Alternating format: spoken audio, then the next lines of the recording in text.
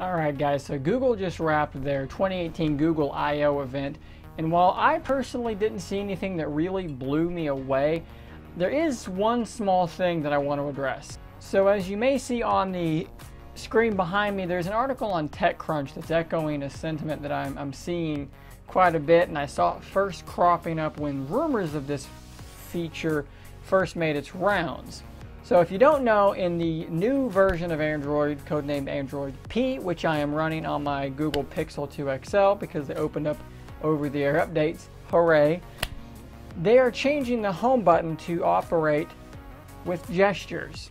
Now currently this is an opt-in, opt-out kind of thing. You can have your standard nav bar or you can have this gesture-based one. But the gesture-based one is drawing some, let's call them comparisons, to the iPhone X. Now I've already addressed this in a previous video, but since now we know this is official, I want to kind of go back over this again.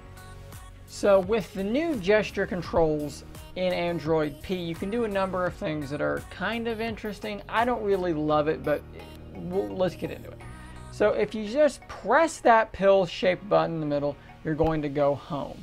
If you swipe up, you're going to get a multitasking display, all of your open apps there in front of you, and you can page through them left and right. Now instead of vertically, they're displayed out horizontally, and a lot of people are saying, wow, you swipe up to get to horizontally spaced cards just like the iPhone X. Well, hold on, not quite. There's something else that they may both be drawing inspiration from, because believe it or not, someone already got to both of these things first. You can even actually swipe left or right on that pill down at the bottom to quickly switch between open apps. Again, just like the iPhone X. Again, no, not quite. They both have stolen this from someone else. A third entity, a third now defunct, extinct, dead entity known as WebOS, an operating system developed by Palm about 1 million years ago, and no one noticed. Now, am I saying that the iPhone X bringing gestures to the forefront and making them a popular thing did not influence Android? That would be a tough sell for me. However, the claim that Android blatantly ripped off Apple and iOS to bring gesture controls to Android, I think is a little bit dishonest, because Apple ripped off Palm and WebOS to bring literally the exact same gestures to the iPhone. So really, Android is stealing from a thief.